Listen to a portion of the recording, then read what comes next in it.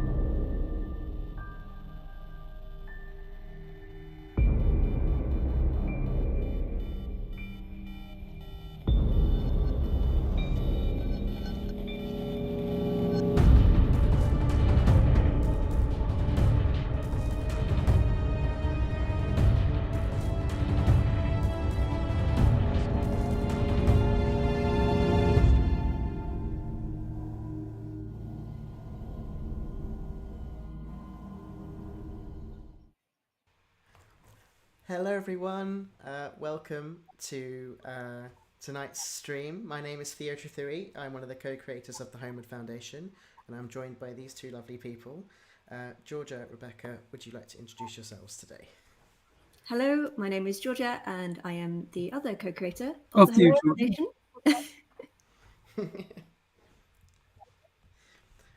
And yes, Rebecca. Hello everyone.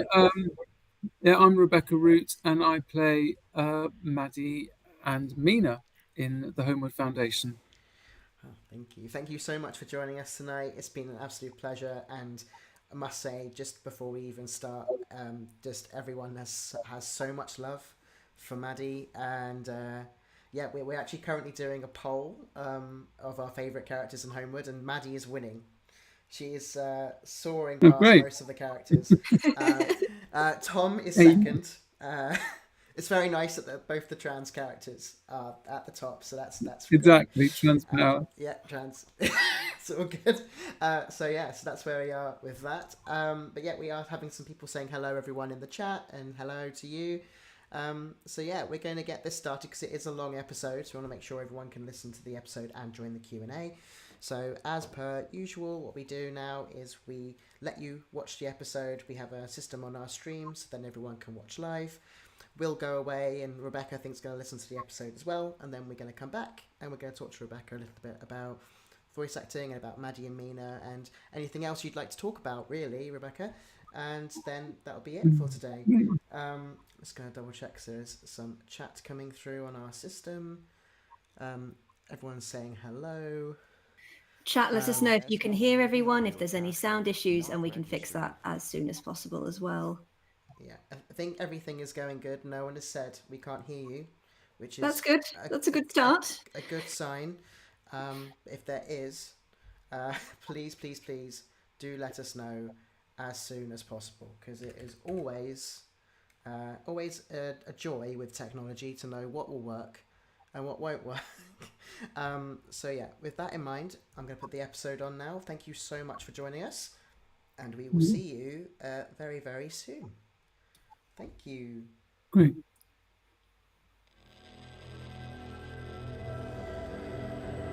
You are listening to the Holmwood Foundation, Episode 6, Database.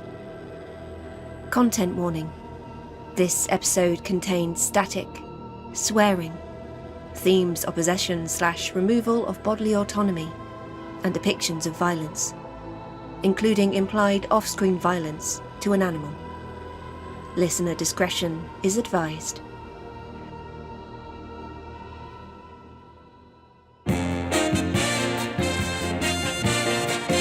Up next, we have Andy on the line, who has something to say about our new segment on trespassing bylaws in East Sussex.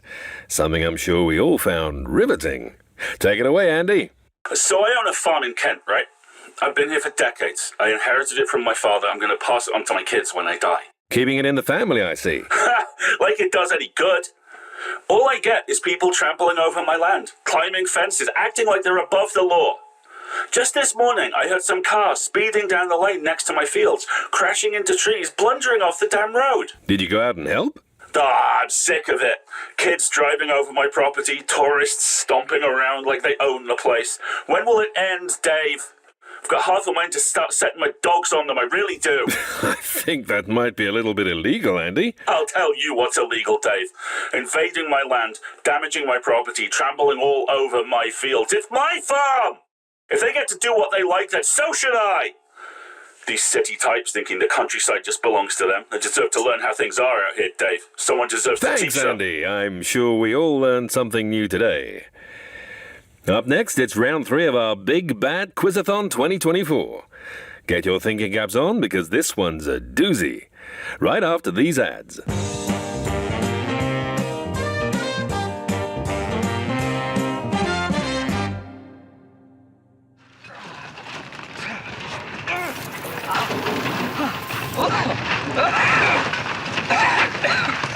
Madeline! Madeline!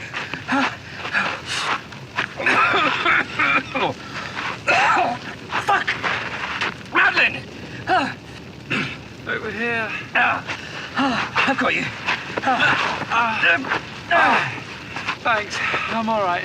These fucking blackouts! What happened? I don't know. Last thing I remember, we were driving. I can smell petrol. We've got to get away from this car. No, wait. Now what? The head, it's still in there. No!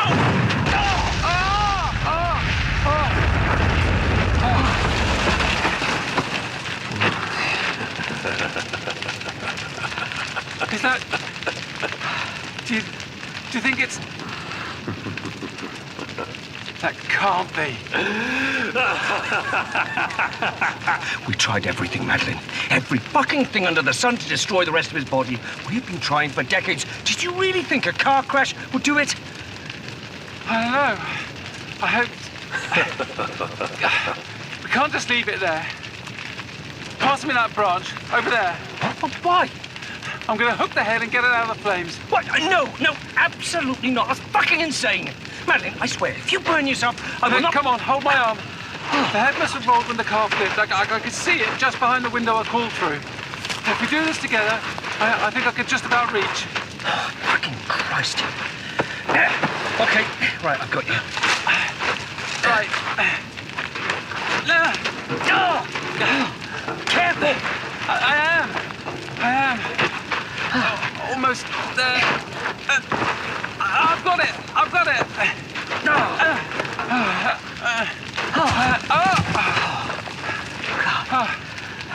Never do that again. No promises. It's not even warm to the touch. Not even the fires of hell can burn me. Give me that.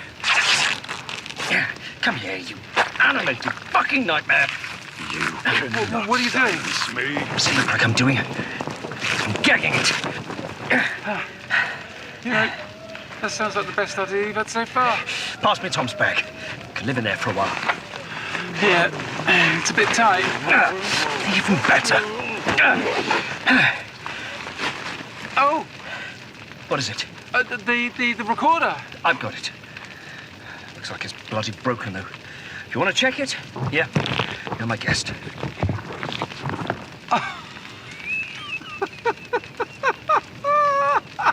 Oh, no! What now? The recorder! It's still on! It's been recording since we left Tom's. Jonathan didn't turn it off. Of course he didn't. It's been running since, God, at least 3 hours, I think. Part of the screen is damaged. Can you turn it off? No. No, the button's stuck. I'll have to have a look at it when we stop. I think maybe I can, if I just press, then this might...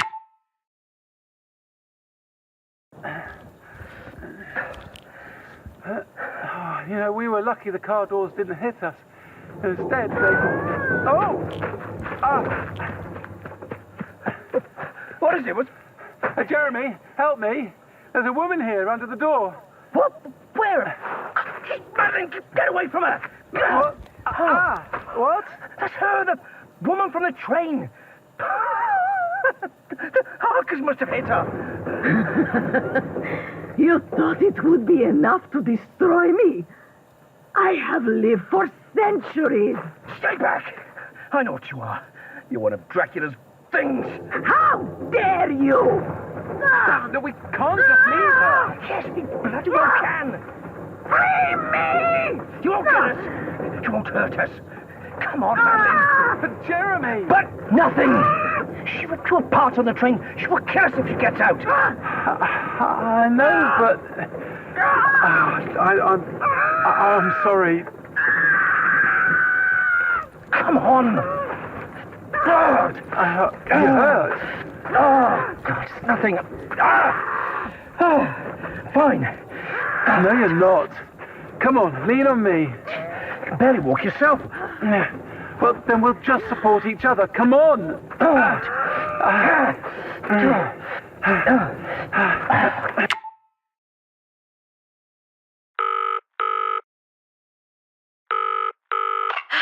Hey, it's me.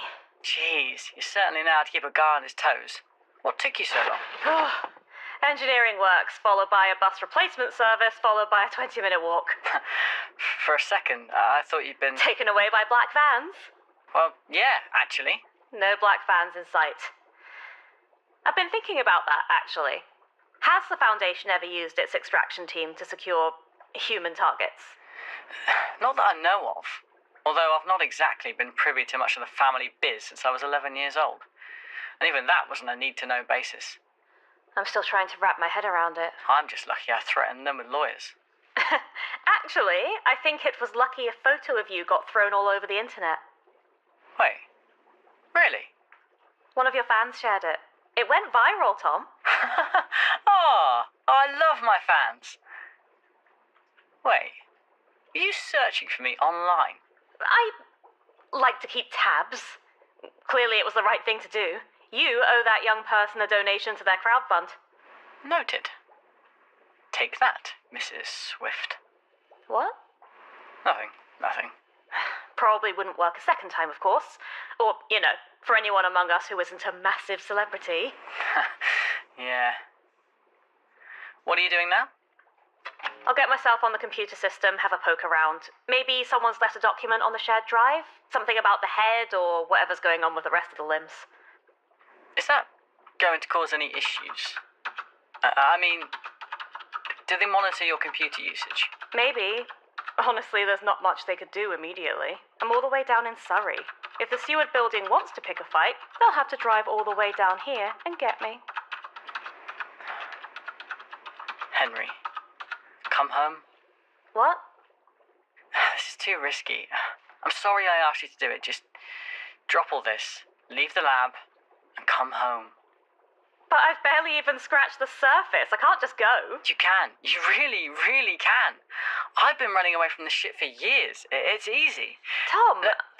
I'm sorry I dragged you into this. I'm sorry I told you what happened this weekend. I'm sorry you're sitting in that lab with weird shit going on.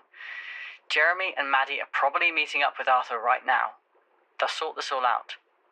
They don't even need us. Are you being for real right now? I've got a little holiday house in LA. We could go there on the first plane tomorrow. Lie by the pool, soak in the sun. Keep as far away from vampires and ghosts and Foundation insanity as possible. You want to run away?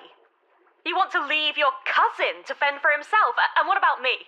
I chose to come in, Tom. I'm choosing to find out what's happening. Someone's been locking us out of the most amazing and horrifying progress we've ever had on the Limb Project, and I want to know why. Henry, is that you? Tim, hi. Everything all right? Yeah, fine. Bye, Tom. I'm hanging up now. I've got work to be getting on with. Have fun in LA. Henry, wait!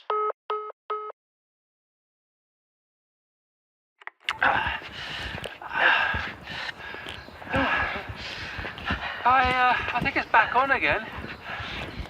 Button looks broken. It's Maddie. So, we survived the crash. It's now really the time to be recording. The Harkers still need to know what's happening. It turns out the recorder was turned on the entire time we were in the car. It's a bit battered, but it'll still work, if we're gentle with it. Christ. We need some other way of informing ourselves about what's happening. Something smaller, more immediate. What, in case we wake up inside another burning car? Exactly. Yeah. We'll think of something. Do you hear that? It's a car. Hey, maybe they'll give us a lift. Utter wankers! Oh yeah, go ahead, just keep fucking driving. Don't even bother slowing down. Jesus fucking Christ. It's fine. It's fine. It's not worth it.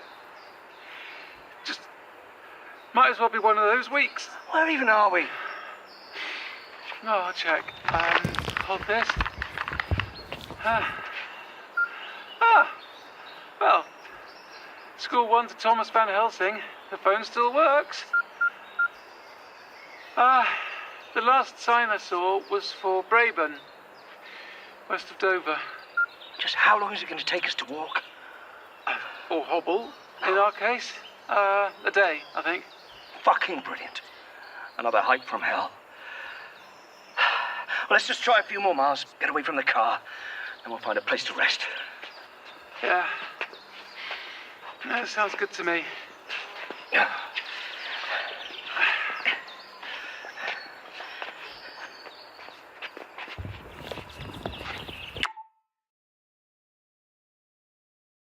Message received today at 10:32 a.m. Tom, it's me.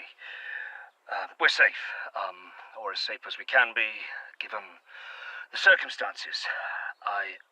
Look, the Harkers wrecked your car. I'm sorry. We're fine. Everyone's fine. You can ask them how it fucking happened. Can you call me when you get this? Madeline and I are getting some rest. Neither of us have slept. And we found a nice spot. It's under a tree.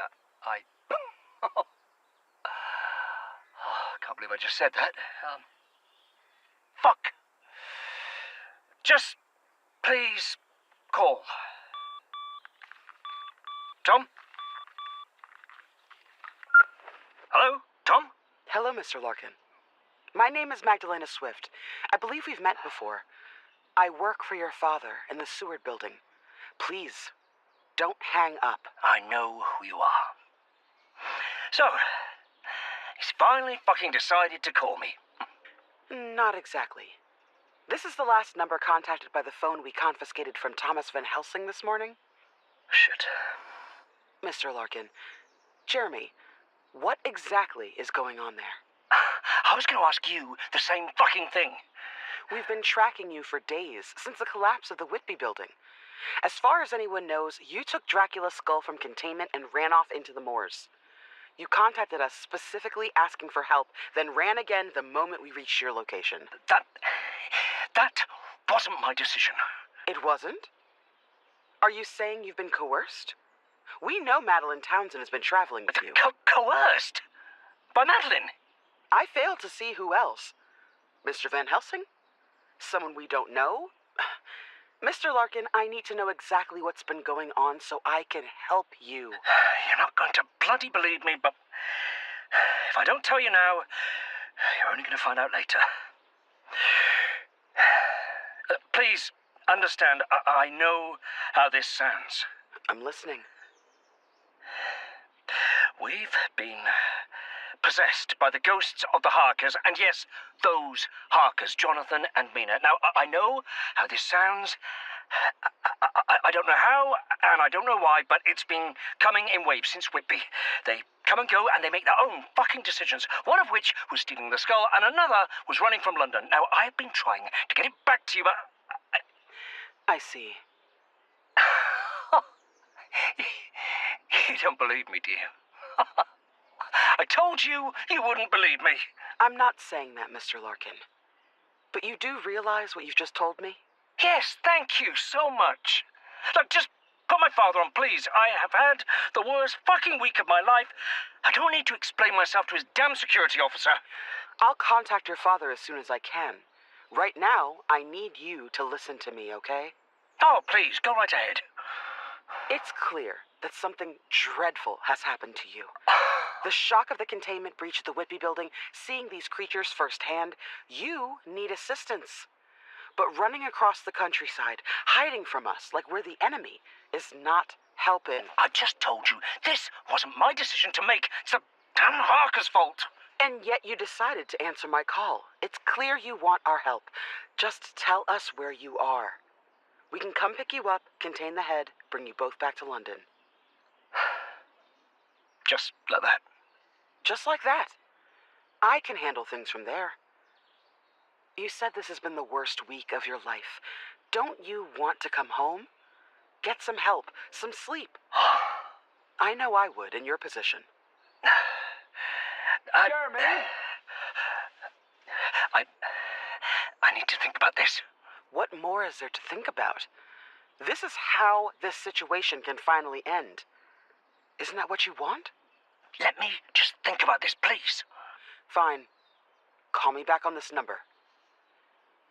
I'm not the enemy here, Jeremy. Right, sure. Who is it?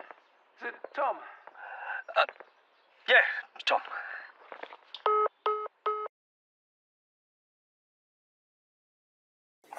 Okay, cameras are up and running. We should have a direct feed to the hand 24/7 from 4 different angles.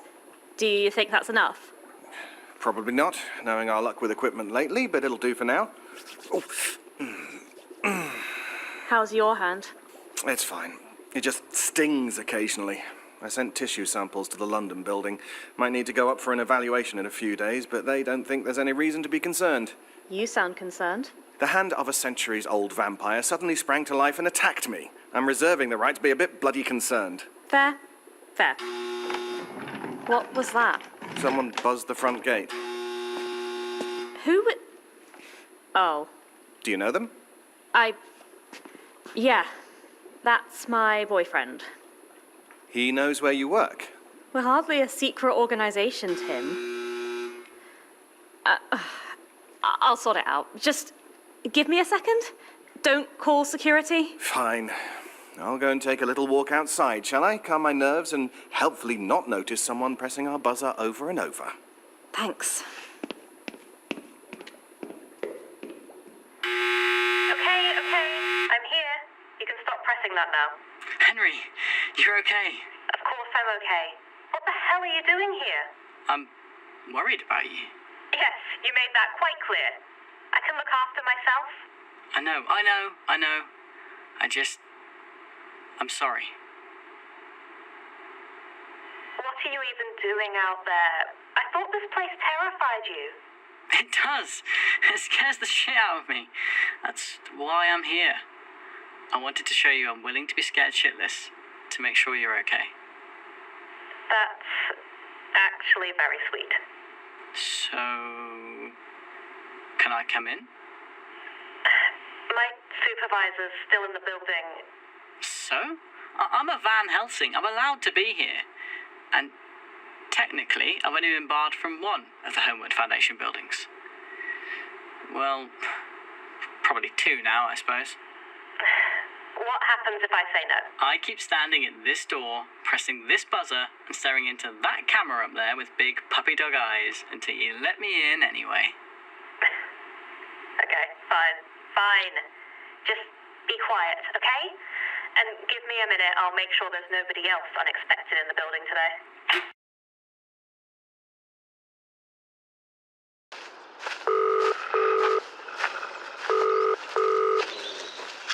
Thank you for calling 101. You are in a queue to connect to your local police service centre. We will connect you with an operator as soon as we can. Sir, please. Stay where you are. I'm calling the police. This is my property. Look, Christ, our car crashed. We just wanted to sit down somewhere. This really is just a misunderstanding. Oh, I've had enough of you bloody trespassers. Thinking you could walk wherever you please. Look at us. We're injured. We had a car accident. We were resting. I don't know if you've noticed, but we aren't exactly close to civilization out here. Madeline! And I'm sure the police would love to know that you threaten people on your fields with a big bloody dog and a rifle. Why, you rude little shit! How Last dare you! I heard, trespassing was hardly illegal. Stay on that stupid little phone of yours, and all it'll have is a police caution for wasting their time. It's just something the tourists say so they can trample wherever they like. Why don't we ask the police together? There's no need to get the police involved at all. Look, we can pay, can't we, Madeline? What? Our back, Tom's money. The last thing we need is someone trying to bloody arrest us right now. Fine. No skimping now. You can hand it all over. That's fucking extortion. Should have thought about that before you jumped the fence. You are in a queue. We will connect you with an operator as soon as we can. We've got about £100. I suppose that'll do. You suppose? It's less than I should be asking What for. kind of person looks at two people sitting under a tree, clearly exhausted, clearly in need of help, and thinks, oh, I know, I'll call the police? What kind of nasty, underhand git Easy now. just sets their dog on someone? Doesn't even ask why we're covered in bruises. Doesn't even ask why we're here. Just starts waving his big man gun around. Then says £100 isn't good enough.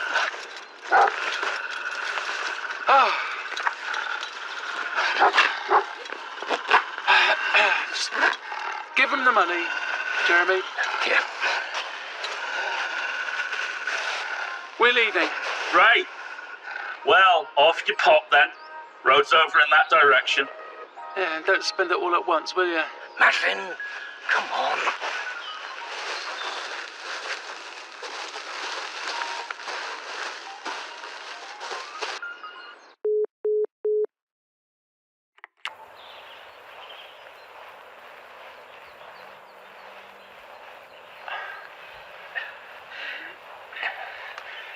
It's Maddie.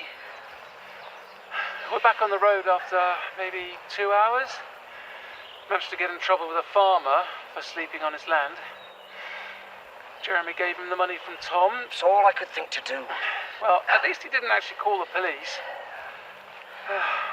We're still a long way from Dover, but we should make it by the end of today if we stick to the fields. It would be nice not to be chased by anything new for 5 fucking seconds. What a nasty man. You were amazing back there. Oh, don't start. I mean it. You forget I was a teacher for 10 years. It's all in the tone.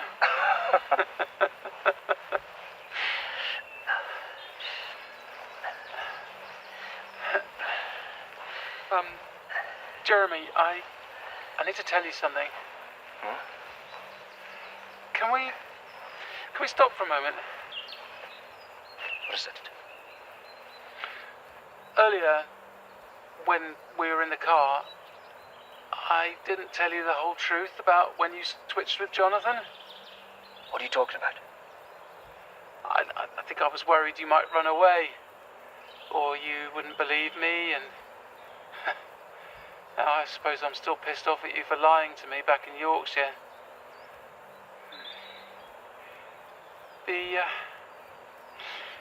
The reason Arthur wants to meet us in Dover, the reason we didn't go to the London building, is because he thinks the Foundation could be trying to bring the remaining limbs back together, to reanimate them. That's not true. Why would he think that? Well, I said the same. But Arthur was adamant. And the limbs are reanimating, Jeremy. Arthur said it's happening at the Foundation, and then there's the head. Well, yes, I know about that. Yeah, and it shouldn't be doing that. Now, we've been stuck for days with this thing. I think we've almost got used to it, but we shouldn't have had to. Arthur thinks... Jeremy, I'm so sorry. What is it? He thinks your father could be behind it all. That he knows and wants it to happen. Jesus Christ, Maddie, that's insane. My father isn't some cartoon villain. The Foundation is his life, his entire fucking world. He's not answered any of your calls. He's not checked on you once. No, but he's been busy. But your father can't just not know what's going on. This is fucking insane. Is it really so hard to believe? After everything we've gone through this week? All of those unanswered calls? The extraction team basically kicking down Tom's door? Now, I know you want to believe the Foundation will save us, but what if they can't? What if they don't want to? I haven't wasted the last 20 years of my fucking life there for your boyfriend to suddenly decide to ruin my life. Exactly. You've spent your whole life stuck in that place. And from what you've told me these last few days, you've hated every minute of it. Jeremy, you don't owe the Foundation anything. Even if Arthur's wrong, even if this is some huge misunderstanding, you're your own person. Do you realise that? You're starting to sound like Thomas. Well, he had a point. Has nobody ever told you how miserable you look? All the time? Funnily enough, it has been pointed out to me. Well, you don't deserve to feel that way. Nobody does.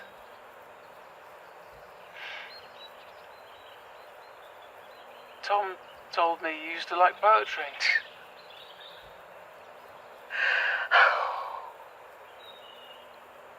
I can't do this. Not now. Not after everything's happened this week. I just wanted to get rid of the fucking head. Look, I'm sorry. I really am. I didn't want to believe all of this when Arthur told me either. It can't be my father. He's married to the Foundation. He made me to his fucking worker drone because he refused to believe anything else was more important. Maybe he can't see any other way. Perhaps he thinks he's doing what's best, just because he's a harker. He is not a harker. I'm not a fucking harker. None of my family is. But the name is... The Harkers died out in the 1950s with Mina. Their son didn't even survive the First World War. Oh my God, that's horrific. Poor Mina. So what happened? Who knows? Some Foundation executive decided to take the name, adopt the family brand, pretend we're all some big, happy family. It's a sham. It's all a fucking sham. Everything. So, that's why you're a Larkin, and not a Harker? Teenage rebellion. I thought, if Dad or his cronies can do it, so can I. To make a damn bit of difference in the end. Well, I'm all for teenage rebellion. You know what I first thought when I chose my name? I thought, finally, here I am. I can finally show the world the person I was meant to be. The real Madeline.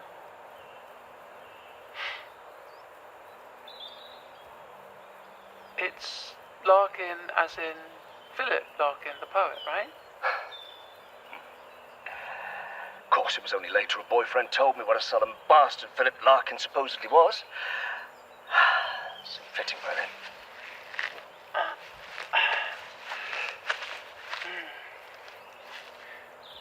I always liked an Arundel tomb myself. Me too. Once we take the head to Arthur, he can do what he likes with it. I just want this done. I don't care anymore. You still want to go to Dover? Whatever choice do we have? You're right. My father's abandoned me. The limbs are going insane. This is a nightmare, and neither of us deserve to be stuck in it. Arthur always was better at this than me. Whatever happens, after we give up the head, I'm not abandoning you. The Harkers, everything, we'll sort it out together. I promise. Thank you. Now, come on. I don't think either of us wants to sleep under another tree.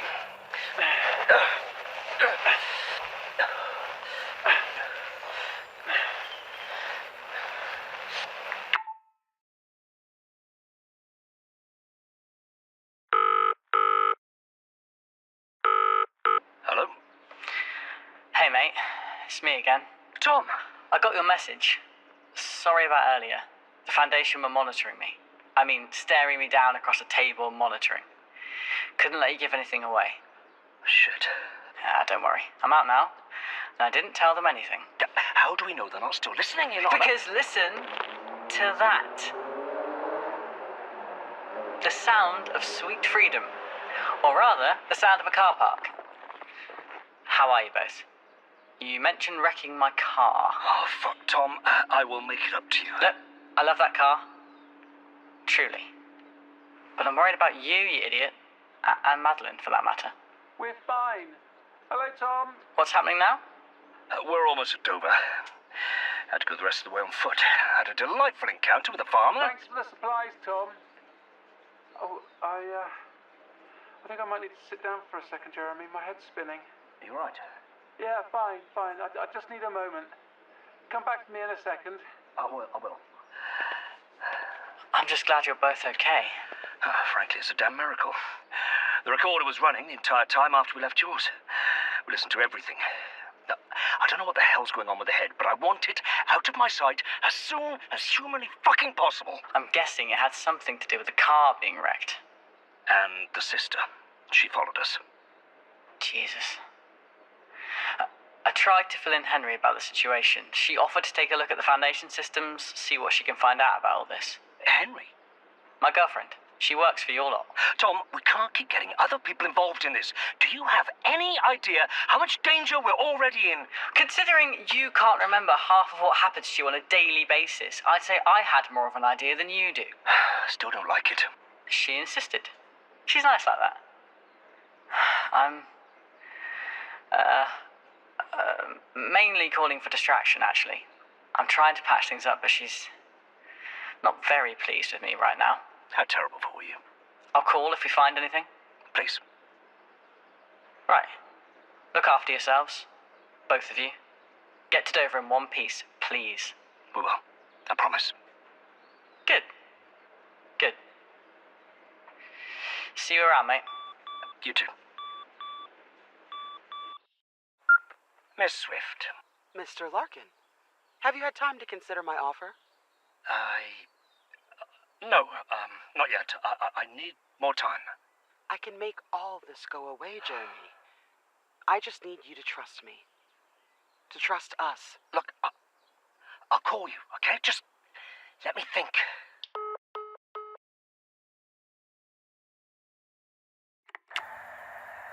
This is Mina.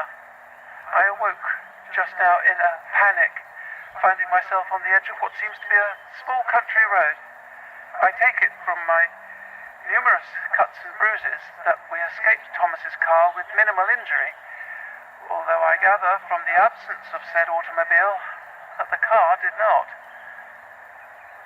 I cannot see Mr. Larkin, but I hear him further up the path, seemingly talking to someone on his mobile device. I feel I have rather had my fill of him recently, so instead I shall endeavour to familiarise myself with recent recordings until perhaps Jonathan returns to me. Is that a selfish thought, my love? To wish for the absence of another so that you may be with me? Madame Mina. Count Dracula. Such hunger, such eagerness to destroy. It seems I made you mine after all. I have nothing of yours. I never was. And yet... There is no and yet. I am no child, Count, and I am not so easily rattled. So many years of dedication. So much hard work. All for nothing. You should be rattled. I took an immortal and I stripped him down to his smallest parts. I scattered you across the world with my bare hands. You took everything I loved, and I made sure you had even less. You are foolish, weak old woman. Play acting at power. You have nothing over me. To my eye, Count, I'm not a head being carried around in a plastic bag. You are a shadow. An echo of the past, forced to wrench control from innocence in order to act. Whereas I grow more powerful every day. Your little birds and parlor tricks haven't stopped us yet. No. You only remain alive because I will it. If I wanted, I could have you torn limb from limb right now. You're right. You could, and yet you haven't. Why is that? Why is it you have let us come this far? Certainly, you are weaker than you were, but your attack on Thomas's car was more than enough to kill us. Why are we not yet dead? You live only by my choosing. I hold the reins. I control you. You're not clever enough for that. You never were. How dare you? You're planning something. You know something we don't. What is it? What have you done?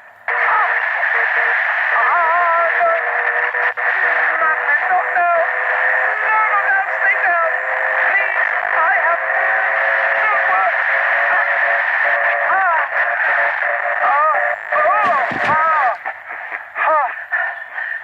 You okay? No, I'm fine. I'm fine. Help me up. I think I switched for a moment. Mina took the head out of the bag, and she had the recorder on. What was she doing? Let's get it back in the bag, shall we? Christ. Hey, you've been looking at that thing. Must have chewed through the gag. Any luck with Tom? He's got his girlfriend trying to hack the Holmwood computer systems.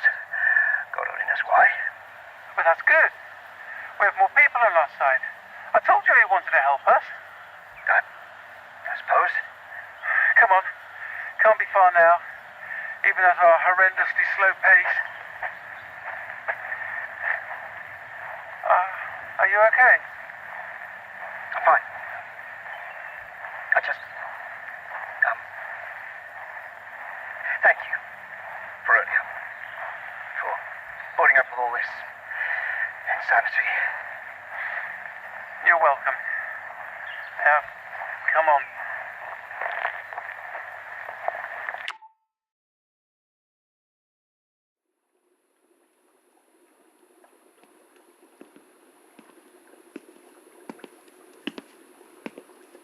Okay, coast is clear. Swanky place you got here. They've definitely upgraded some things since my day. If Tim comes back, let me do the talking, all right? You're just a Van Helsing doing a surprise visit to the lab. First time for everything, I suppose. Jesus, is that the hand? What am I saying? Of course it's the hand. We've got cameras rolling on it 24/7 at the moment, in case it moves again. Creepy. Okay, logged in. I'll start by checking the company drive. What's on there? It's a place for my team to send our lab reports every week for collation back at the London office. We have a monthly meeting about anything new we have to report. Sounds liberating.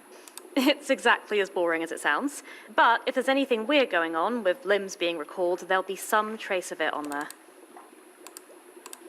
You said Mr. Larkin and Madeline were using a recorder to interact. Yeah. They've been using it to communicate between blackouts, describing what happened to them. Caught loads of freaky shit on it too. Not just the ghosts. Really? What is it? Was it a Foundation recorder? Yeah. Maddie's, I think. So, either I've just spotted a huge coincidence, or something really weird's going on here. Weirder than me talking about literal ghosts. 1 second. Hen, you're killing me here. What's going on? Those recorders are given out to every individual archive or research team member.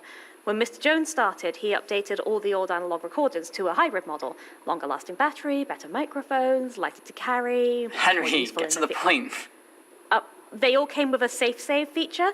Every voice clip recorded gets saved as an MP3 file and sent straight to the Foundation's private drive. Wait. So you mean the Foundation had access to those files this entire time? Everything recorded on Miss Townsend's and Mr. Larkin's device, yeah. All I need to do is start digging through the files and find which one is theirs. But that doesn't make any sense. Why drag me in for questioning? Why chase them across the fucking country, accusing them of murder, when they know what happened? Madeline only started the week the Whitby building went down, which means she'd be one of the last to receive her recorder. If I can just... I found it! Oh.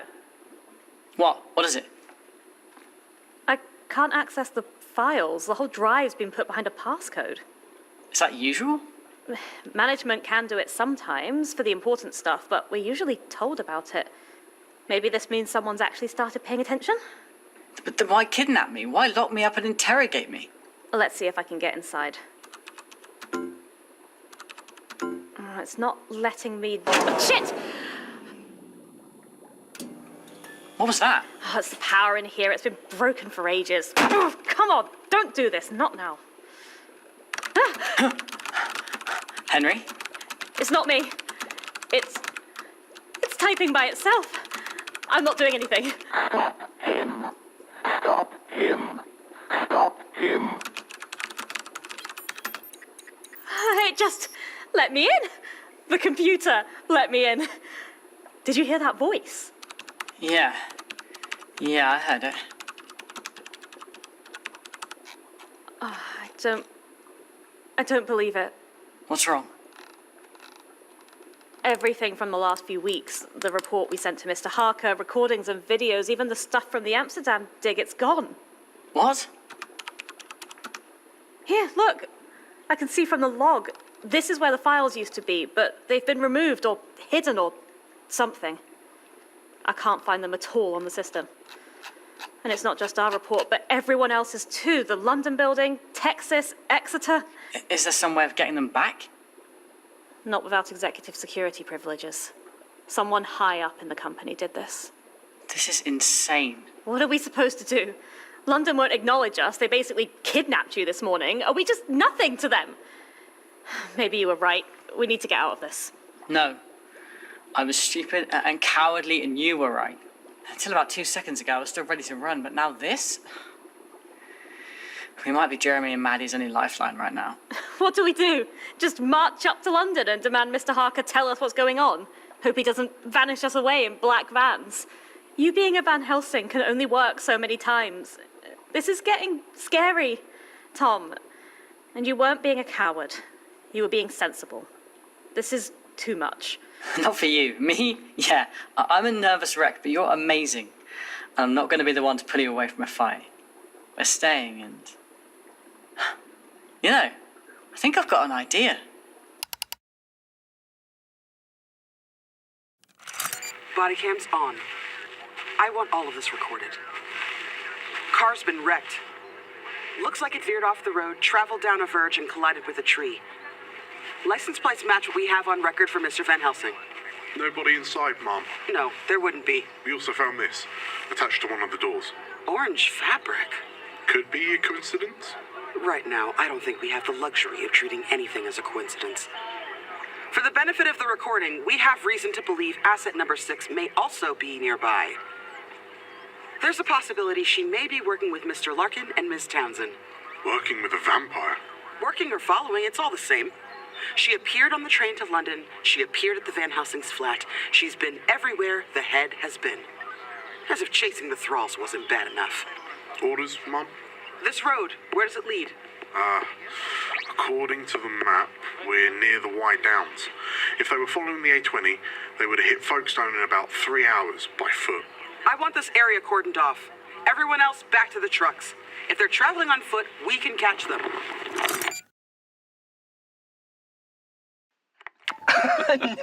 No, absolutely not. Why? It's not like we've got anything else to do. Tell the Harkers. I'm not reciting that to the ghosts in our head. I think we could all do with some levity right now. Levity? More like the continued breakdown of our fucking sanity. I can't even remember how it goes. There was a young couple of ghosts. Hardly bloody young. Who found some most gracious hosts. Speak for yourself. Well, okay then, you finish it. Fine. They struggled and strode the long winding road, trying to get to the coast. Nice. But don't limericks usually end in a punchline? I didn't say I was good at poetry, Madeline. I said I liked it. Please don't make me regret telling you that. No promises.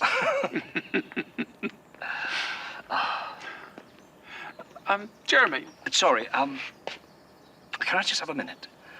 I need to make a call. Who to?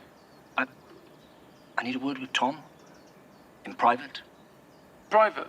Funnily enough, I believe we are still mildly capable of privacy after all this time. Please? Fine. I'll just go ahead, shall I? Thank you.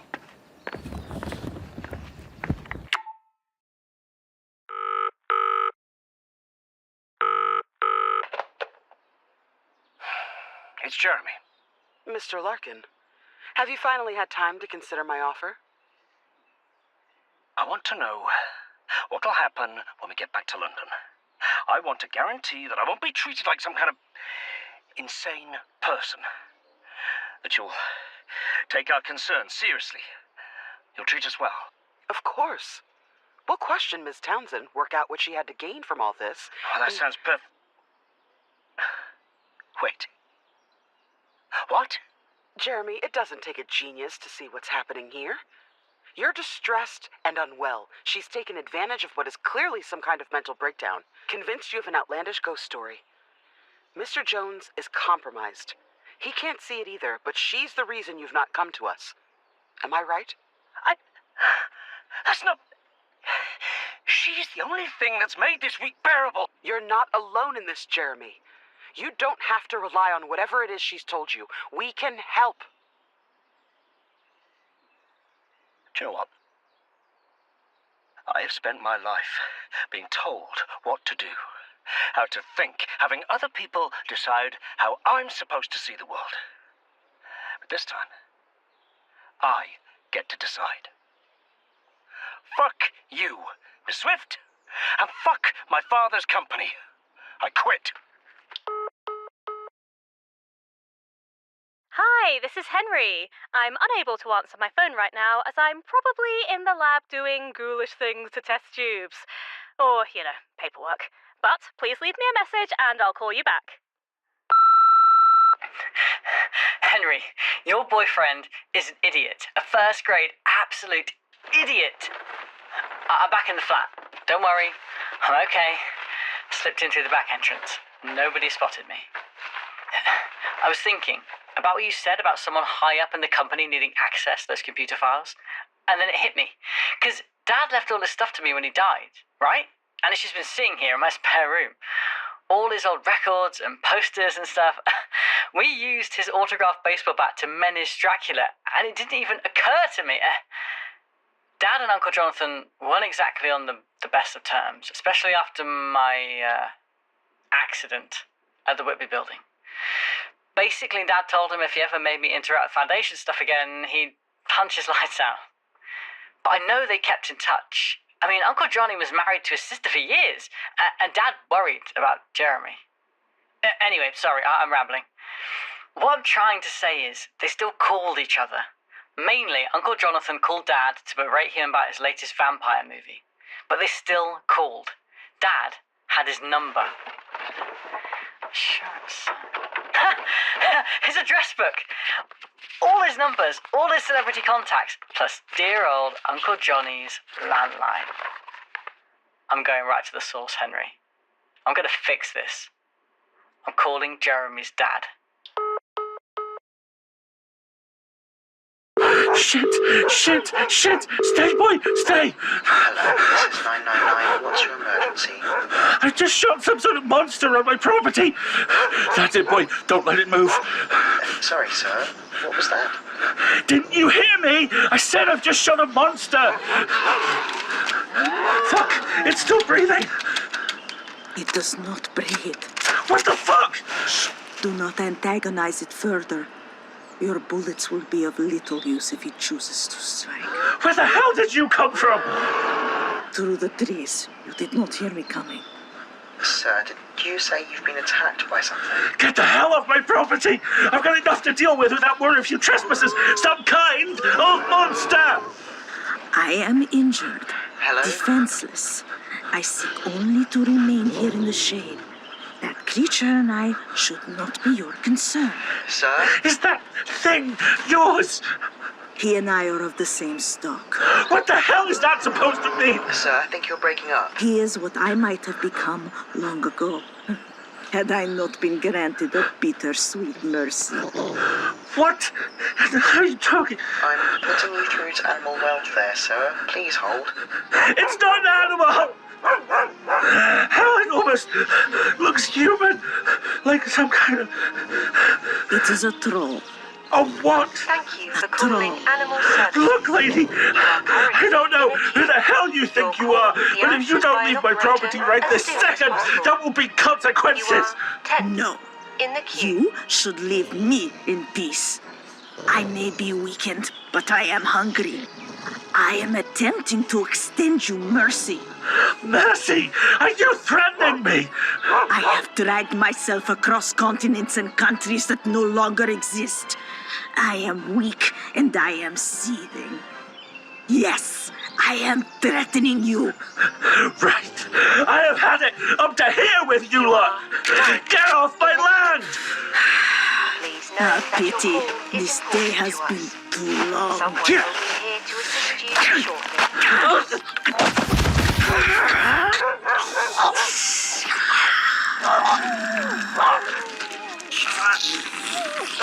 You are 8 in the queue. Please note that your call is important to us. Someone will be here to assist you shortly.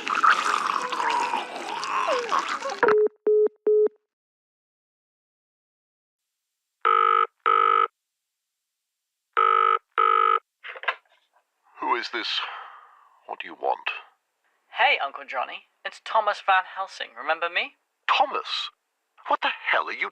How did you get my home number? Dug it out of storage. Wasn't sure it'd still work, but I guess the Foundation really doesn't replace anything. What do you want? If this is one of your little stunts, please be aware that I have no time for... stunts, I promise. Only I've had our darling Jeremy staying over the last few days. What? I was kind of thinking to myself, what kind of father ignores his own son's calls for help? My son is dead, Thomas. What? He died when the fucking Westenra building collapsed last week. I'm sorry for you to find out this way. I am aware that the two of you were once close. But now is not the time for your attention-seeking... I saw him just a few hours ago. We spoke on the phone. Well, I wouldn't say he's fine, but he's alive. He's been trying to call you for days. Enough, Thomas. Do you have any idea of the work we've had to do over the last few days just to keep this foundation afloat? The work I've... No, of course you don't.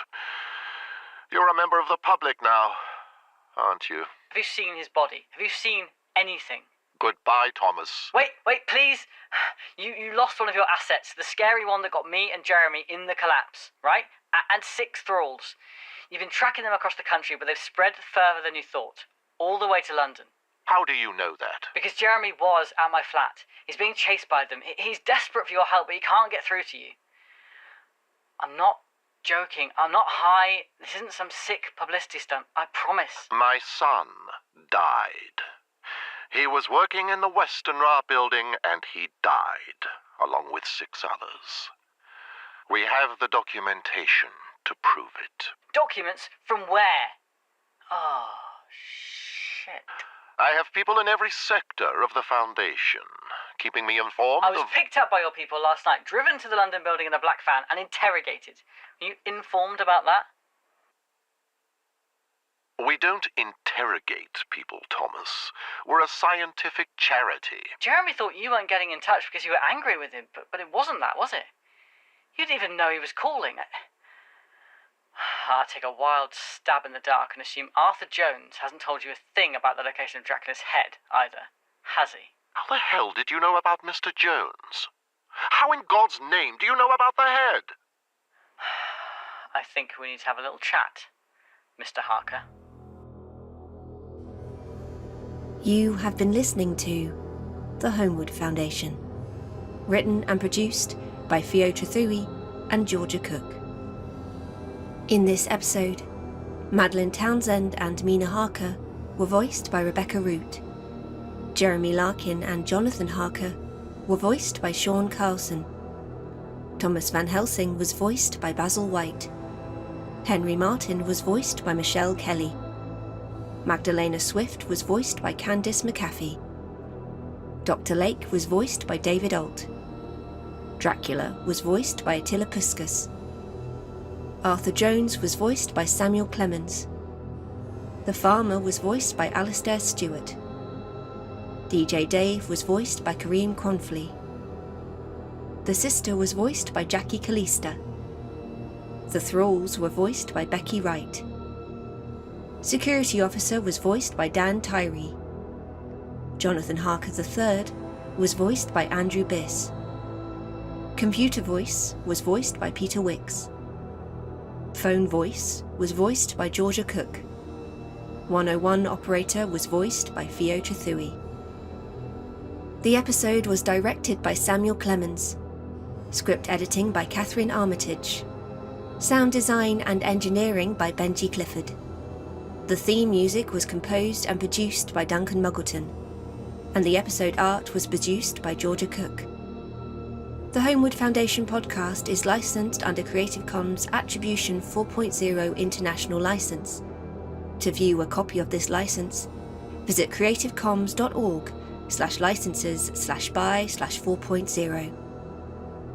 With thanks to our Kickstarter backers: Dawn Dragon, Kimberly H., Emily Sitz, Claudia Elridge, Motzi DePaul, 6, Ben Padden, Bubbly-ish Yoshi, Megan Wagenke, Zoe Therese, Aaron J., Finn, _Spine, Emily Laistico Simmons, Ollie Howard, Andy Conduit Turner, Roshana Patel and David Smith, Andy M., Sarah Exton, Alex Potts, Jonah, Rambles, Fox, C. Arcane, Cedar, Bethan Thomas, Reese Dell, Jack Alexander, Emma Butler, Kaija Harrison,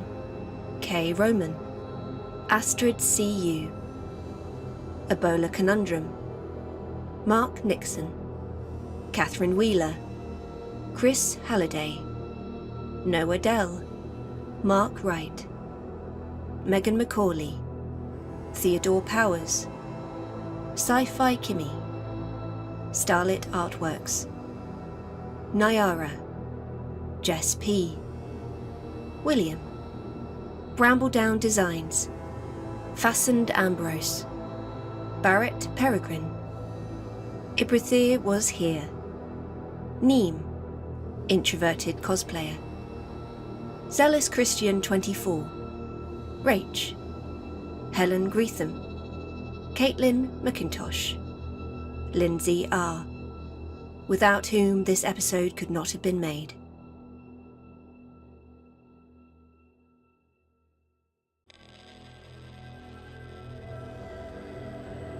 You are listening to The Holmwood Foundation, Episode 6. Hello everyone, welcome back. Thank you for sticking around and listening to the episode. If you've just joined us, we've been listening to Episode 6 of The Holmwood Foundation, and we're joined today by the lovely Rebecca. Thank you so much, Rebecca, for joining us today. And you've been listening to the episode as well while we were watching as well. How did you find it? Yeah, great. I loved it. You know, it's obviously been a while since we recorded it, so some things kind of get lost in memory, and it brings it all back when you hear it. You know, which is great. I went to see a screening of a short film I did 4 years ago, actually, and we just went to the screening the other night. And I'd forgotten that I was in half of the film. I sort of saw the first scene. I thought, oh, that was nice, yeah. And then halfway in, at the end of the film, I came back and was like, oh, so there was more of my character. Isn't that terrible? 4 years later. It's always nice to be surprised. Anyway, it was fun. That's cool. So, our lovely listeners have given us some questions for you. And we also have some standard questions we ask people as well when they come on to the live stream. Obviously, like, answer this as much as you want. Like, there's no stress. If you don't know the answer, that's also fine. It's no problem at all. These are just like fun questions. So I guess the first one, which will be interesting to hear your side of the story, is so how did you come by the role of Maddie/Mina? Well, we have mutual friends, and we were, when I say we, I and yourself and Georgia separately were at a Big Finish audio convention in London a couple of years ago maybe, and our mutual friend, the wonderful, brilliant writer Lisa McMullen, who has written a number of Doctor Who audio stories for Big Finish, in which I have appeared. Small plug there. For those of you who don't know, I play Tanya Bell in the Doctor Who 8th Doctor Stranded series. And I worked with Lisa on those. And Lisa, at this event, said to me, Rebecca, I've got to introduce you to a couple of friends of mine, Theo and Georgia, who have got a project that they want to develop, and they'd like to, you know, run past the idea of a role in it for you. So I'm always, I'm always interested when somebody says the W word, which is the 4-letter W word, work. And I said, lead me to their table or their door. So we met in a very warm green room in a very sort of noisy and busy space. But I felt that we made an immediate connection. And I said, please, let's have a conversation sort of outside of this noisy environment. So I think you then followed up a week or so later. You sent me the script of the pilot, perhaps, and a proposal for the series to be laid out. You sent it via my agent, I think, and we had a conversation. And we said, well, you know, let's do the pilot and see where it goes, because I love the material, and as I say, I've got a click with you two as well. So that kind of always helps. You know, sometimes you sometimes take work because you need the work, and sometimes the other circumstances aren't quite as conducive to a joyful memory. But with this, you know, it's always been, you know, personally and professionally. It's been such a joy to work with you. So thank you. Well, thank you. We were honoured to have you on the project, and it was because we had quite a lot of Big Finish contacts and people who'd worked for Big Finish. When we were trying to figure out who could play Maddie, your name did come up, and we were like, Rebecca's not gonna wanna, is she? Maybe. And then Lisa was like, well, I know Rebecca. So we were honestly just honoured that you were interested and to have the chat. And now I think there is so much love for Maddie's character. That's nice. Think that's also down to, yes, we've written the series, but it wouldn't be Maddie without your version of Maddie. Absolutely. So there's a particular moment I love in this episode where you're arguing with the farmer, which is supposed to show Maddie finally allowing herself to lose her cool a bit. She's been very much like, I'm fine for the entire time, and finally she's just rags on this guy. And you ad-libbed the man gun line. Every time I hear it, I laugh so much. Because it's so perfect. It's just an added extra element to that moment. So yeah, honestly, any suggestion you ever had on a scene or anything you wanted to ask, it always felt like in support of that character to make her your own. And I personally really appreciated that. I always found it such a wonderful thing, a collaboration to create the best version of Maddie we could create. So yeah, exactly. I mean, that's the joyful thing as an actor, is when you do get that sense of you're bouncing off the writers, the producers, the directors, the people who have sort of kind of created the role, but then as you say, you bring your own personal perspective, or you might have a suggestion for a different take on a line.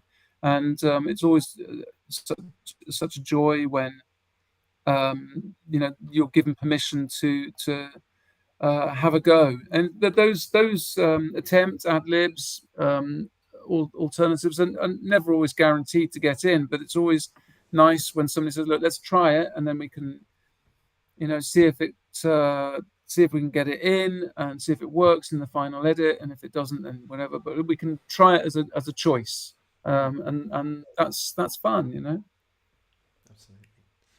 So, next question. Did you have any history or knowledge of Dracula before getting the part? I think we've discussed it already, but I mean, who hasn't had some sort of experience of Dracula, really, in the sort of the public sort of consciousness. I mean, it's you think, say Romania or Transylvania, and you think Dracula, say, Bram Stoker, Dracula, think of Bela Lugosi, Dracula, think of castles in towering mountains, Dracula, think of pitchforks and torches, Dracula. The sort of the motifs of the story are so embedded in our consciousness, in as a sort of a fabric of kind of, because of its impact in cinema, but also literarily as well. Who hasn't? I confess, however, I still have not read the written novel. I did see a rather charming edition in a bookshop recently. It was either something like a classic edition, beautifully bound, or it was a folio society or something like that. It was a nice edition, and I picked it up and I started flicking through it. I was like, oh look, it's got all the entries and everything, it's got, because it's surprise, Holmwood Foundation found footage. Yes, Rebecca, that's what it's,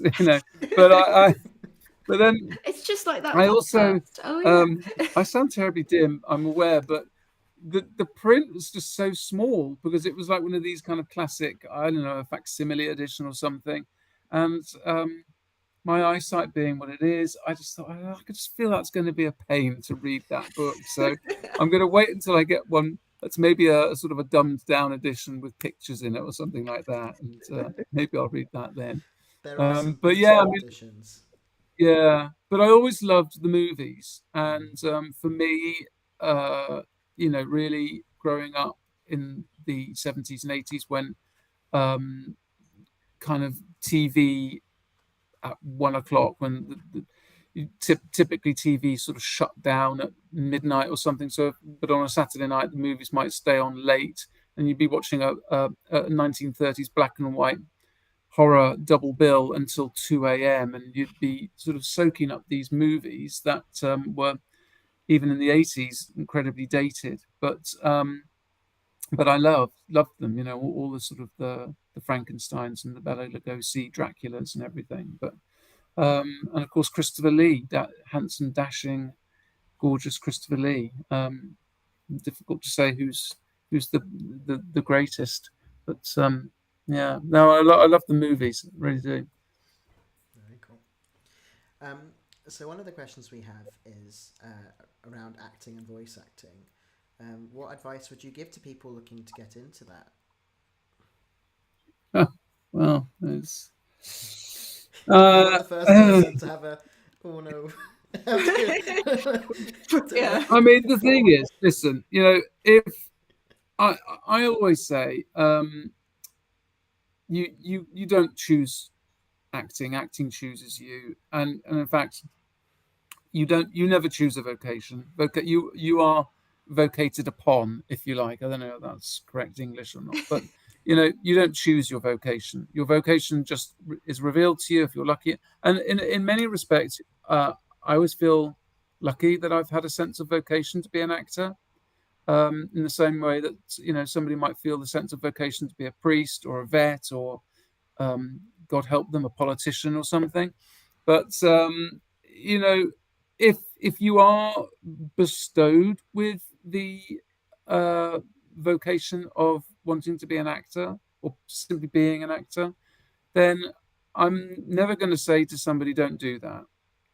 Follow your dream, give it a go, because some people are able to make a living out of acting. I'm including voice acting in that parameter, description of acting per se.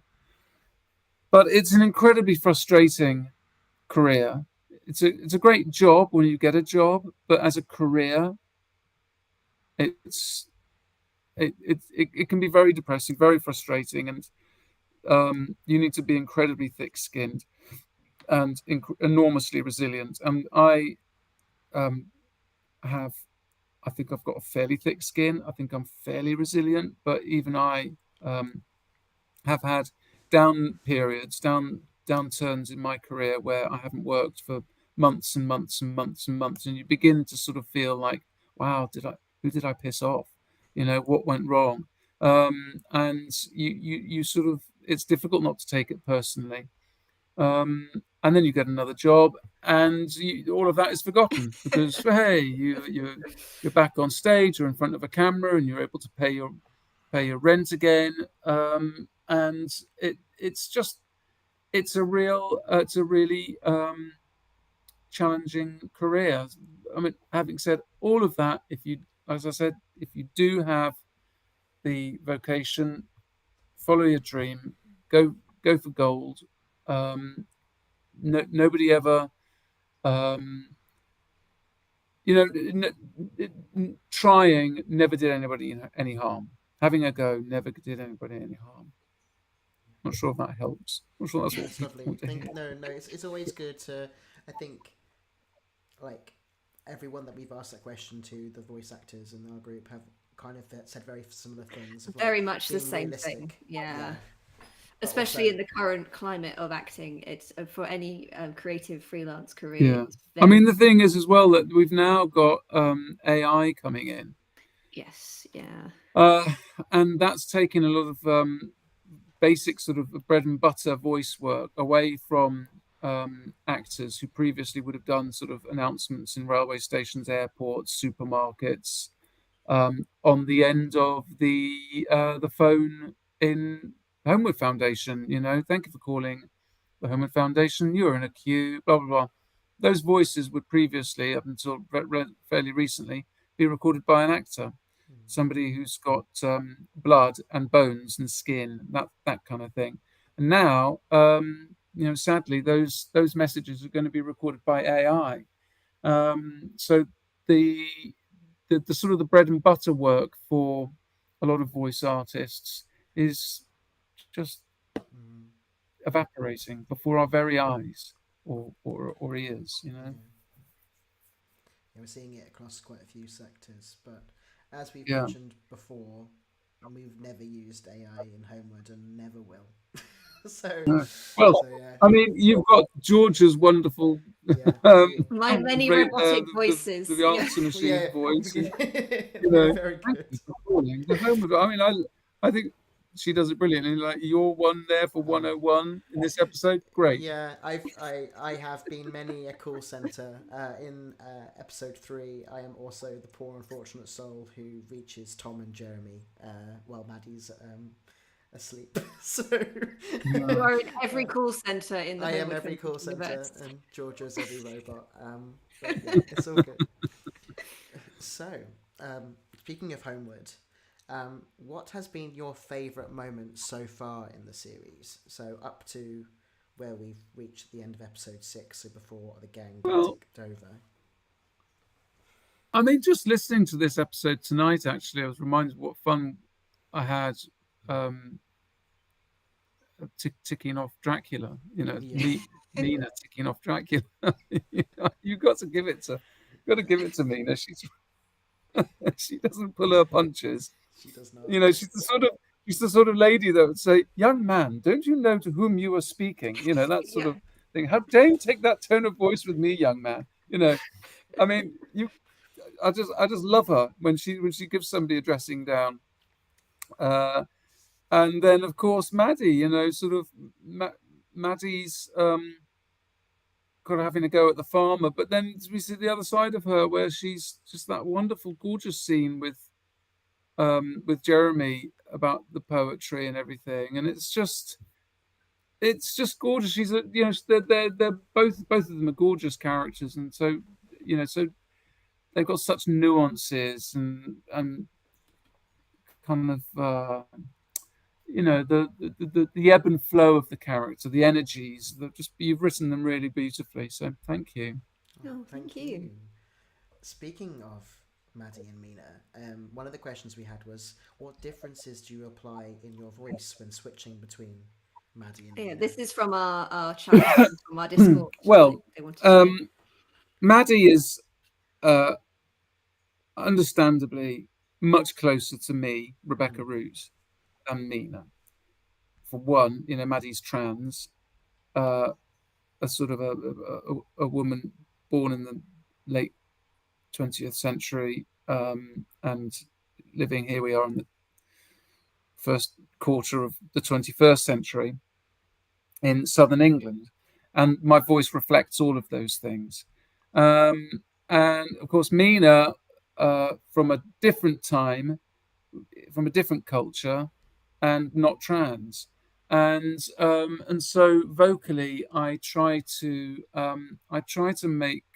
find a slightly, I don't want to say posher sort of English to Mina, but she is a little bit posher. She's a bit more, but again, it's just really sort of a part of the time that she lived in. The speech profile would have been just slightly more careful and a bit more what we think of as kind of old-fashioned RP nowadays, without being sort of super posh. So I have to be mindful of word endings and clarity and things like that, more so for Mina. I also try to give her a slightly higher sound,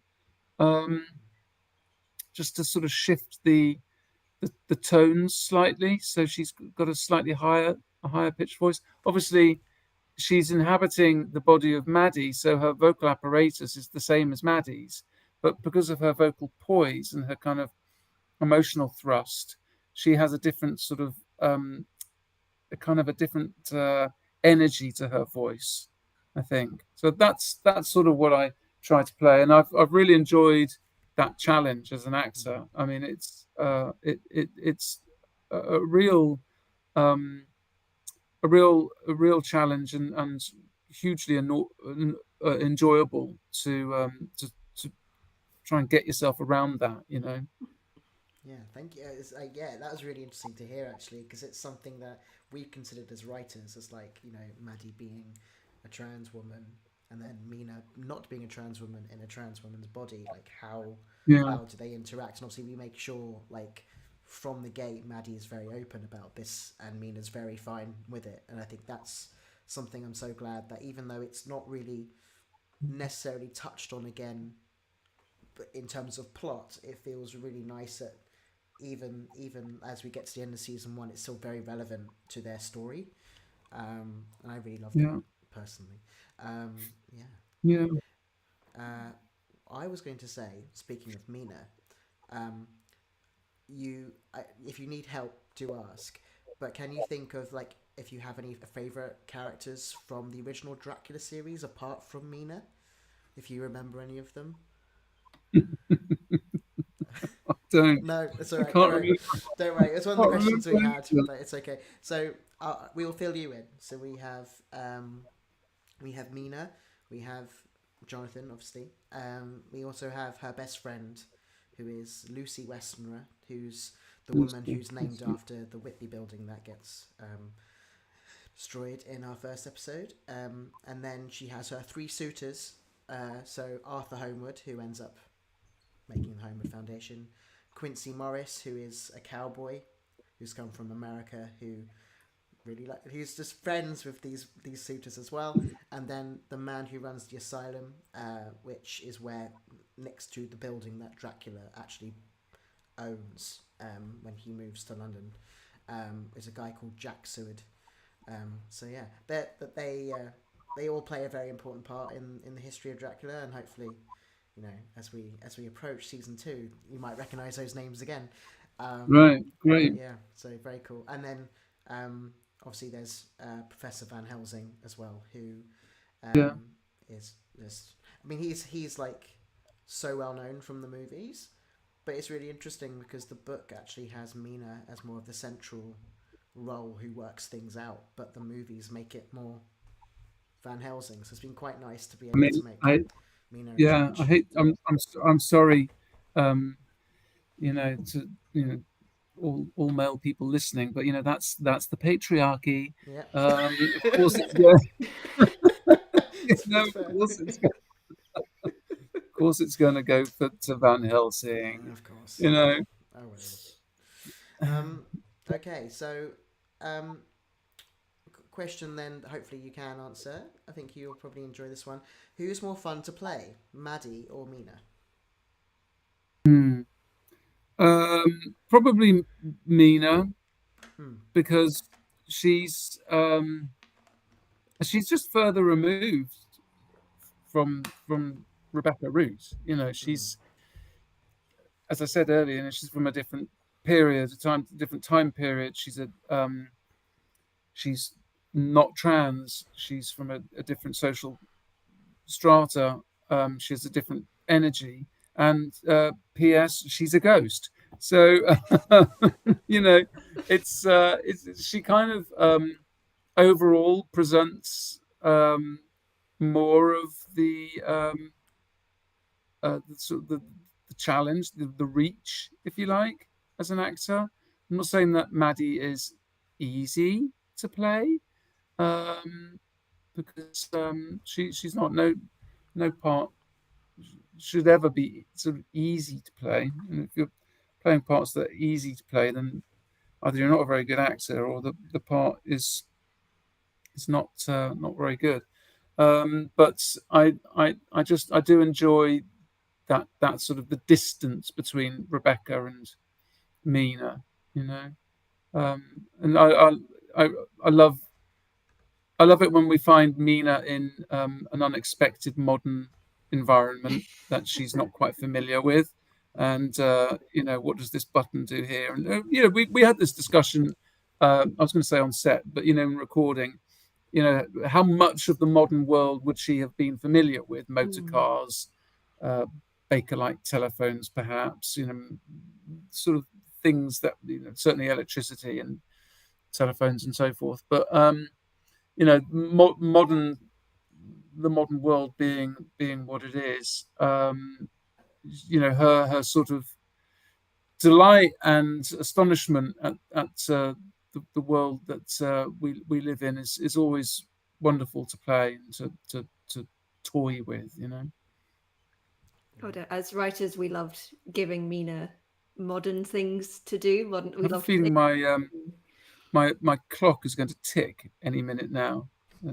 If it does, I apologise. It's That's nearly okay. 10 o'clock. That's So all right. it's going to go on and on. It's not.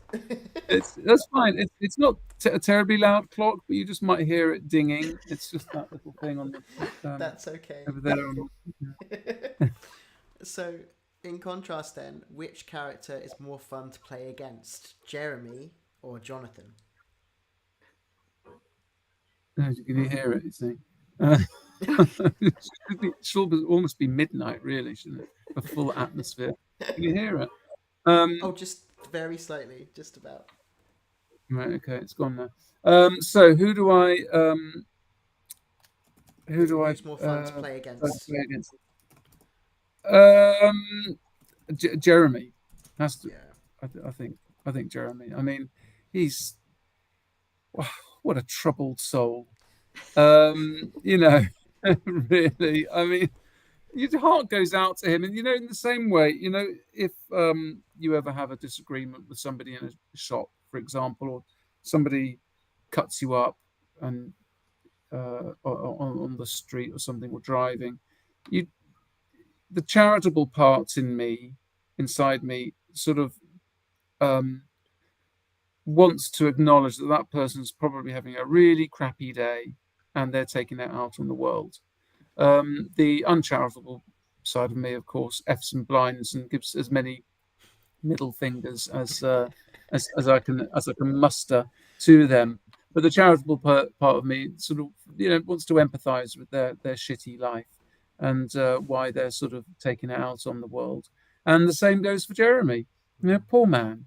And especially in this episode, we're really like, I feel for him, But sorry, I've got a little bug going around. But he's, in those kind of spiky moments and the argumentative moments, he's great to sort of bounce off. And I was going to say banter. It can be quite aggressive banter, can't it? But it's great fun. But then of course, we have the romance with Jonathan and Mina when they have their opportunities to spend time together, and that's really touching. And I hope that they are able to somehow find a way to I don't know. I don't know what season 2 holds, but wouldn't that be lovely to kind of find some? Can you imagine sort of the two spirits kind of finally getting it together after however many 75, 100 years or whatever it is, and then one of the hosts comes back in a slightly awkward moment. Can you imagine? Jeremy's like, "Oh, this sounds. What are you doing? Get out of me! Go away!" Oh God. Now that would be fan fiction. Somebody will come up with that scene.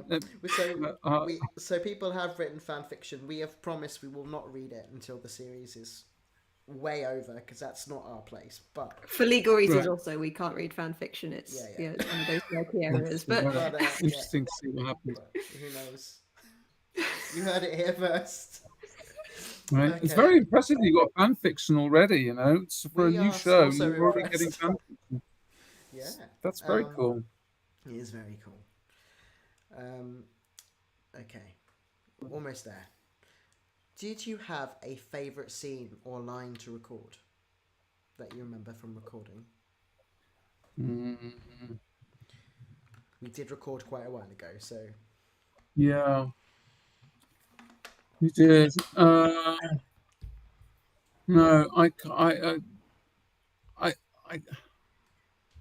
oh gosh, I mean, I'll have to rack my brains. If I think of something, I'll come back. But I mean, I just know that every episode was a joy, and certainly the sort of the beginning when they're discovering what's going on, and we were we were playing as creatives, actors and producers and directors, playing with sort of finding the sounds that of the how do we call it? Is it the embodiment moment, or I guess we call it the switch mostly. Like the it's usually a switch. switch. So like So in the script we usually write Maddie switches with Mina or Jeremy switches with Jonathan. But that kind of playing with what we do with our voices at that point was fun to discover that and to find that, and obviously then for the characters to experience what that's like, that discovery, that moment of discovery of like what's actually happening to me, or what just happened, what is this, that was a lot of fun doing that.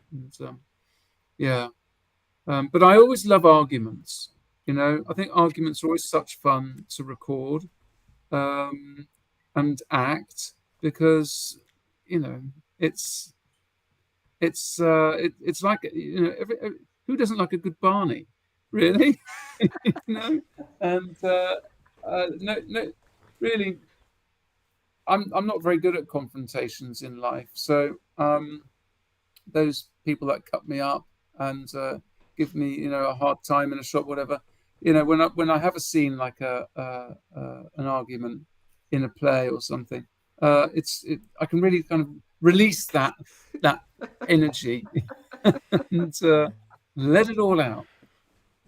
Yeah, I'm also not a confrontational person, but somehow we're able to write Jeremy phone, so it's good. But yeah, there's a particular scene I'm thinking of, which is in episode 2 when they're having the argument in the pub. And I think it's as Jeremy has revealed his dad is the CEO of Holmwood, and Maddie's furious that she's finding this out now. And he's trying to keep her voice down, and she's like, "What?"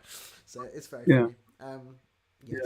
I do love their arguments. Are a joy to write, especially at the early days where Jeremy's a lot more crunchy. Where he's obviously not as crunchy as how I'm going to describe it. It's not as crunchy as It's not as soft. He was described as a wet dog today, and that's stuck in my mind now. Just this kind of, his bark is worse than his bite, but it's not a very nice bark to deal with until you realise it's not just a bark. Okay, we're getting close to the end of these questions. We also have just 2 others in the chat that we'll look at in a second. How well do you think you would handle being possessed by a ghost? Oh my God! Okay. First of all, if ghosts exist, that's if they exist, how would I handle it? I suspect not very well, actually. I'm easily spooked. I don't like spooky old houses. I get nightmares after watching strong content on TV, shall we say. I don't think I would deal well with it. I think I'd be freaked out. On the other side, it might be an opportunity to do some wonderful kind of acting research for the Holmwood Foundation, so I could actually kind of observe kind of as objectively as possible what it's like to be embodied. So at the moment I'm making it all up. But yeah, I don't think I'd do very well. Yeah, gosh, no, me neither. So another question we have is, if you worked for the Holmwood Foundation, what job would you like to have? So I can tell you what jobs there are. So Maddie is an archivist, as is Arthur. Yes. Jeremy is director. So Henry's a scientist. And then we also have Magdalena, who is head of security. So they're kind of like the main jobs we've met so far. Unless Georgia can think of any that I've missed. No, there's like the extraction. I quite like archives. I quite like sort of cataloguing things. I'm a bit nerdy like that. When I do collect certain things, and when I acquire a new item in a collection, I sort of write down where and when I bought it, how much it was, etc. So I am a bit nerdy like that, and I think being an archivist would appeal to me. So yeah, I'd probably just stick with Maddie's job. Just carry on, just filing things and entering them onto a spreadsheet. Yeah, bless her. She only had it for a week. Yeah. Everything went very wrong. Yeah. Okay. So, is there any character or actor from the series that you didn't get to interact with that you'd like to? I kind of liked Magdalena. Yeah, we love Candice. Candice is great. Yeah. So she had that kind of like honeyed sort of voice, which was rather, kind of seductive. And I thought, you can be my security director, Magdalena. Keep that in mind. Yeah. Candice is wonderful. They auditioned, funny enough, to play Henry. Oh right. We listened to the audio and went, she is not what we're looking for Henry. However, they are what we are looking for somebody else that we've just created. Candice was very eager to get involved. So So yeah, so that's really nice to have them involved with us. Great. Yeah. Okay. So I have one final question for you, and then we have two in the chat, I think. So I just wanted to ask you, how important is it to you to play a trans character, and in particular a trans lead? Because, Maddie is kind of our point of view character. She is the lead in the show. How was that for you? It's really important. We're living in difficult times. We see it every day. Another headline, another story. It's it's difficult. Yeah, and it's I think it's important that the more representation we can have, the better. I mean, as an actor, I'm happy to play trans parts or cis parts. That's not, it's not really a kind of a factor for me whether in accepting a role. But I'm always glad when someone says this person's trans, because we just need more representation. But then again, I'm also glad when someone says it doesn't matter. They could be cis, they might be non-binary, they might be trans. It doesn't really matter. There's no relevance to the story. So, it's okay. But yeah, I think it's important to have representation. So thank you for creating her. Yeah, well, we were honoured to create her. Really, it was. I think we're quite lucky in the indie audio drama space. There's quite a lot of like gender blind casting. They'll create a character but not have a particular gender in mind. So then a lot of people can apply, and then they find the right voice they're looking for.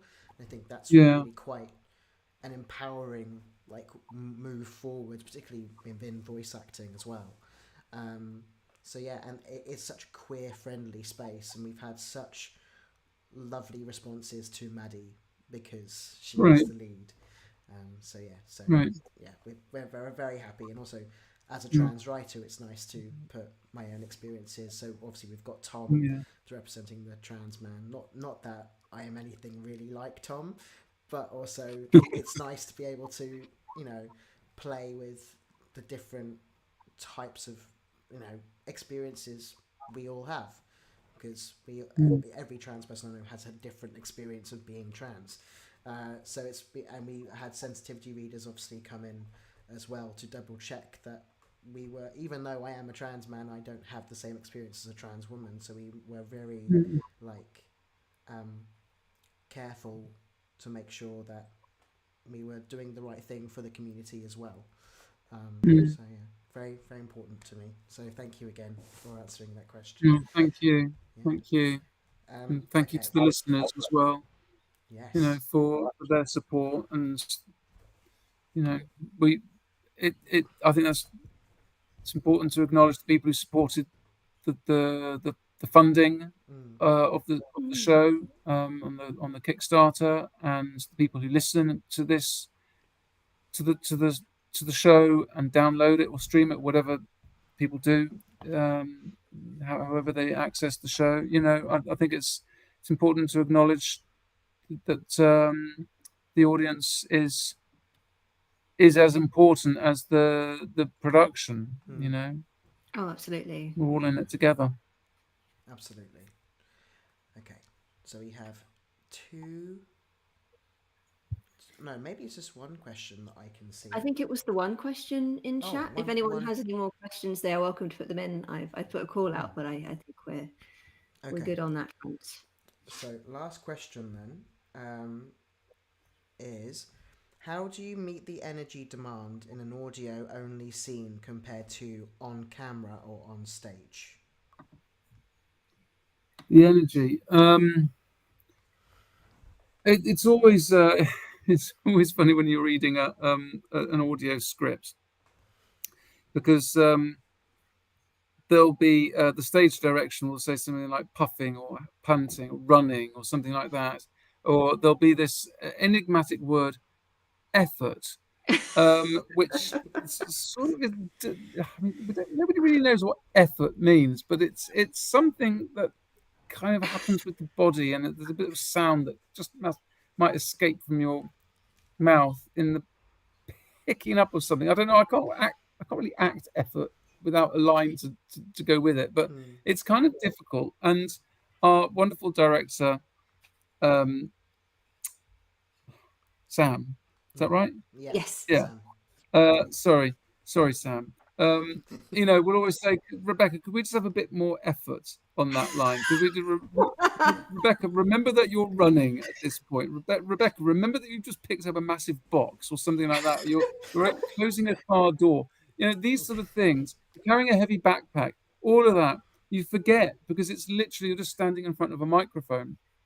When you do, not that I've done very many sort of big radio dramas, but the ones that I have done, they're often in a big studio with doors and, you know, crockery and things that you actually use to act out and walk through a door and walk on up and down stairs and all these things. And you don't have that when you're doing something like a Big Finish or Holmwood Foundation, because we're literally in a booth with our microphone, and a lot the sound effects are added on later, except for effort, which therefore lies at the you know, the fault of any bad effort acting lies at my feet only, I'm afraid. And I do find it is quite challenging. So I'm not sure if that answers the question, but yeah, it's usually with direction, and more direction to get the effort right. I now really want a mug with just effort in brackets on it. Yeah. We do use effort a lot. Yeah. We do. Yeah. But, you know, horror does usually involve a lot of running away or running towards, or, you know, unfortunately. So yeah, effort is an interesting one. Hadn't quite figured it quite that much until you've mentioned. We'll keep it's a bad habit we've picked up from Big Finish. That's And the other difficult thing, of course, is like running. So we're not actually running. The temptation is to pick your feet up off the floor and run on the spot, but that creates bounce and too much sound movement. So you sort of run on the spot, but only by bending your legs and swaying your body slightly, and that kind of gives a little bit of something in your voice, but you still have to add effort to that, and you can't pick your feet up. So it's yeah, it's tricky. It's tricky. It's very tricky. We haven't got any more questions. One of our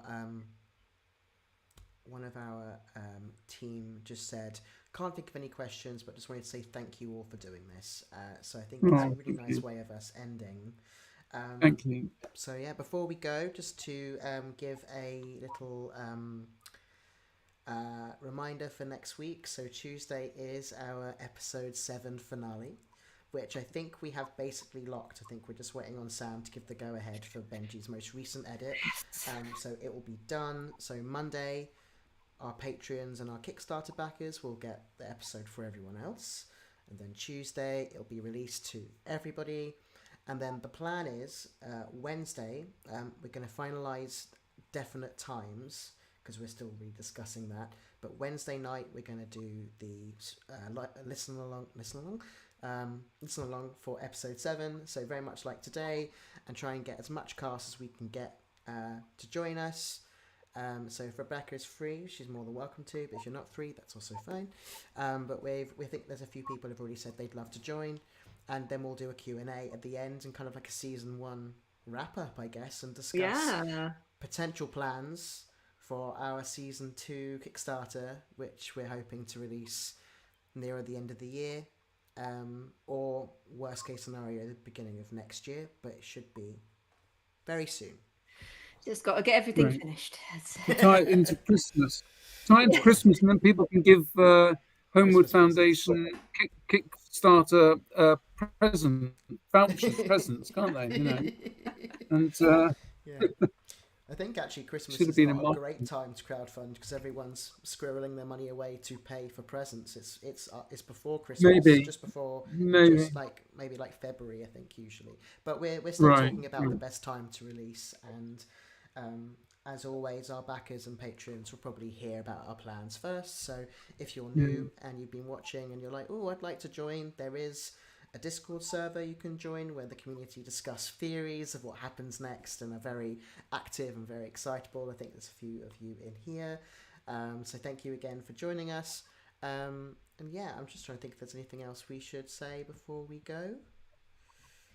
I don't think so. I don't know, but I just want to say thank you. Again, you know, really thank you for Maddie/Mina. Thank you for Holmwood Foundation. Thank you for everything that you do for our community. And thank you for just being the continually shining, smiling presence at the other end of a phone, WhatsApp, email, or now I see you on a, you know, in a studio. But it's just, you know, it's always lovely to be in the same space as you, Theo, and Georgia. I don't know if Georgia's listening somewhere, but just thank you, really. And I really am keeping everything crossed for season 2. Yes, so are we. So thank you, everyone. I'm going to take us off air in a second. Thank you again for watching, and we'll talk to you next week as we finish season 1 of Holmwood. So thank you very much, and we'll speak to you soon. Bye. Thank you.